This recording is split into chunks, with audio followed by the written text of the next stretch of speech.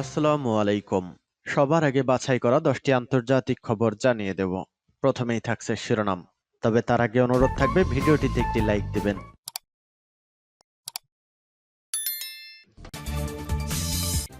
দখলদার ইসরায়েলি বাহিনী এবং ফিলিস্তিন পুরোদমে যুদ্ধ চলছে। জানিয়ে দেব হাতে থাকা সর্বশেষ আপডেট আন্তর্জাতিক সংবাদ। প্রথমেই সংবাদ শিরোনাম। ইসরায়েলের গভীরে হামলা চালাবে হিজবুল্লাহ। এরপর জানিয়ে দেব বাংলাদেশ থেকে ইলিশ রপ্তানি বন্ধ, ভারতের দাম বাড়ছে লাফিয়ে লাফিয়ে। এদিকে ইমরান খানের মুক্তির দাবি, পাকিস্তানে বিক্ষোভের ডাক শিক্ষার্থীদের। এরপর জানিয়ে দিব নেতানিয়াহুকে গাজা যুদ্ধ বন্ধ করতে বলেছিলেন ট্রাম্প। আরও জানিয়ে দিব গণহত্যাকারী ইসরায়েলের মুখোমুখি হবে তুরস্ক। সর্বশেষ জানিয়ে দিব জাপোরিজিয়া পারমাণবিক বিদ্যুৎ কেন্দ্রে আগুন। এতক্ষণ শুনছিলেন সংবাদ শিরোনাম, এবারে বিস্তারিত। তবে অনুরোধ থাকবে ভিডিওটিতে একটি লাইক করবেন এবং কমেন্ট করে জানিয়ে দিবেন কোন জেলা থেকে আপনি আমাদের এই ভিডিওটি দেখছেন। ইসরায়েলের গভীরে হামলা চালাবে হিজবুল্লাহ। লেবাননের শক্তিশালী সশস্ত্র গোষ্ঠী হিজবুল্লাহ দখলদার ইসরায়েলের গভীরে হামলা চালাবে বলে জানিয়েছে ইরান। এছাড়া এতদিন শুধুমাত্র সামরিক স্থাপনাকে লক্ষ্য করলেও এখন থেকে তারা সব জায়গায় হামলা চালাবে। গত বছরের 7 অক্টোবর ফিলিস্তিনি সশস্ত্র গোষ্ঠী হামাস ও ইসরায়েলের মধ্যে যুদ্ধ শুরু হয়। এর পরের দিন 8 অক্টোবর থেকে দখলদার ইসরায়েলের সীমান্তবর্তী এলাকা লক্ষ্য করে হামলা চালানো শুরু করে হিজবুল্লাহ। এরপর থেকে ইসরায়েল এবং হিজবুল্লাহর মধ্যে প্রতিদিনই সংঘর্ষ হচ্ছে।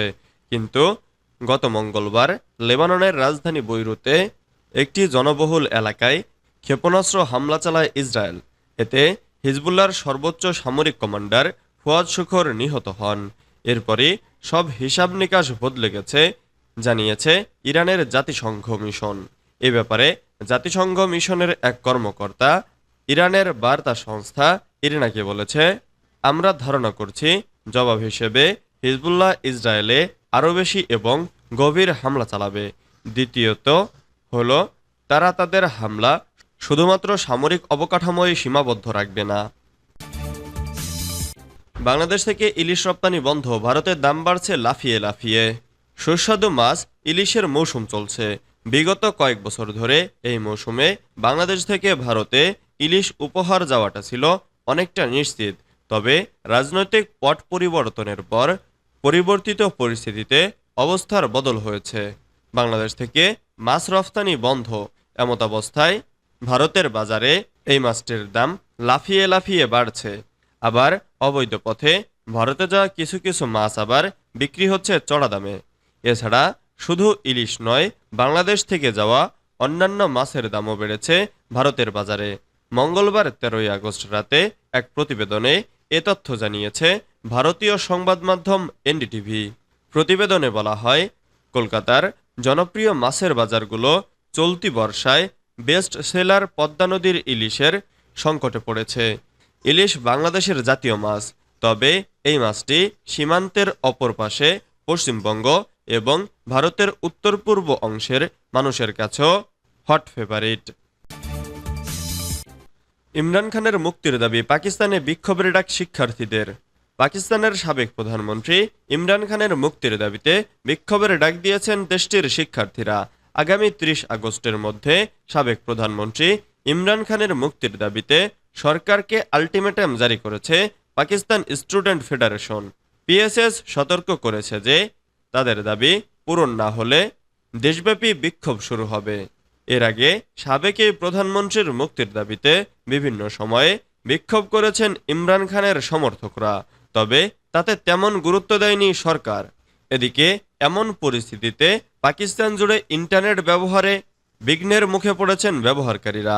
কোথাও ইন্টারনেট বন্ধ রয়েছে, কোথাও খোলা থাকলেও গতি বেশি বা কম বিষয়টি নিয়ে ইন্টারনেট সংযোগ সরবরাহকারীরা কিছুই বলতে পারছেন না, মুখ খুলছেন না পাকিস্তান টেলিকমিউনিকেশন অথরিটিও।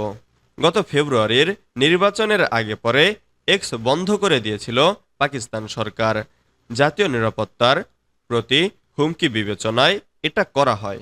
বুধবার ব্যবহারকারীরা অনেক ওয়েবসাইটে প্রবেশ করতে পারেননি। এসব ওয়েবসাইটে ঢুকতে ভিপিএন ব্যবহার করতে হয়। নেতানিয়াহুকে গাজা যুদ্ধ বন্ধ করতে বলেছিলেন ট্রাম্প। যুক্তরাষ্ট্রের রিপাবলিকান প্রেসিডেন্ট প্রার্থী ডোনাল্ড ট্রাম্প বলেছেন তিনি জুলাইয়ে ইসরায়েলের প্রধানমন্ত্রী বেনিয়ামিন নেতানিয়াহুর সঙ্গে শেষ বৈঠকে গাজায় দ্রুত যুদ্ধ শেষ করতে বলেছিলেন। বৃহস্পতিবার 15ই আগস্ট এক সংবাদ সম্মেলনে সাংবাদিকদের একথা বলেন ট্রাম্প। খবর রয়টার্সের। ট্রাম্প বলেন তিনি জানেন তিনি কি করছেন। আমি তাকে যুদ্ধ করার জন্য উৎসাহিত করছি।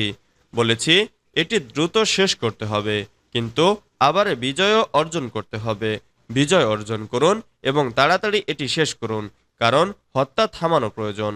জুলাইয়ের শেষের দিকে নেতানিয়াহুর সঙ্গে মার-এ-লাগো বাসভবনে বৈঠকের কথা উল্লেখ করেন ট্রাম্প।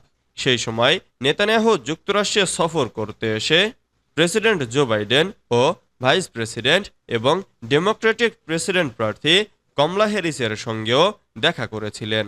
এদিকে নেতানিয়াহুর কার্যালয় এবং ট্রাম্প উভয়ই বৃহস্পতিবার আলাদাভাবে মার্কিন নিউজ ওয়েবসাইট অ্যাক্সিওসের একটি প্রতিবেদন অস্বীকার করেছেন, যেখানে বলা হয়েছিল তারা আগের দিন গাজা যুদ্ধবিরতি এবং জিম্মি মুক্তি নিয়ে আলোচনা করেছিলেন। গণহত্যাকারী ইসরায়েলের মুখোমুখি হবে তুরস্ক। ইসরায়েলকে গণহত্যাকারী আখ্যা দিয়ে দেশটির বিরুদ্ধে কঠোর হুঁশিয়ারি উচ্চারণ করেছেন তুরস্কের প্রেসিডেন্ট রিসেপ তাইপ এরদোগান। তিনি বলেন তেলাবিবের পক্ষ থেকে যেসব অঞ্চলে আগুন লাগানোর চেষ্টা হচ্ছে তা রুখে দিতে প্রয়োজনে মুখোমুখি হবে তুরস্ক।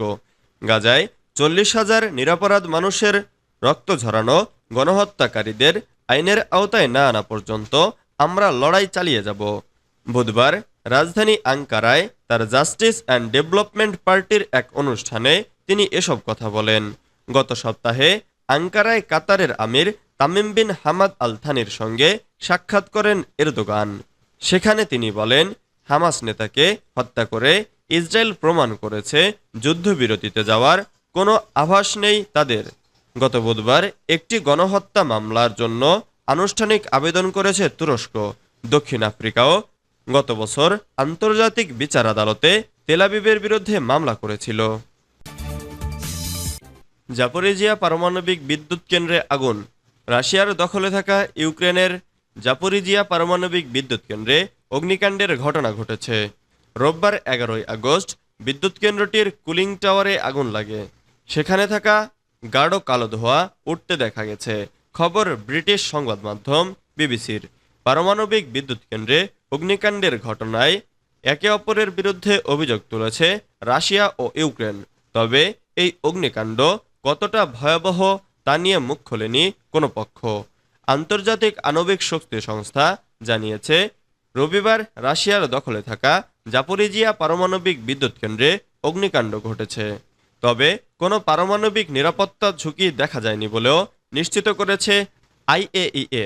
এ ঘটনায় রাশিয়াকে অভিযুক্ত করে ইউক্রেনের প্রেসিডেন্ট ভলোদিমির জেলেনস্কি বলেছেন বিদ্যুৎ কেন্দ্রে রুশ বাহিনী আগুন দিয়েছে। এদিকে জাপোরিজিয়ার ক্রেমলিন নিযুক্ত গভর্নর ইউক্রেনকে দায়ী করে ইয়েভগেনি বালিতস্কি বলেন ইউক্রেনীয়দের বোমাবর্ষণে বিদ্যুৎ কেন্দ্রে আগুন ধরেছে।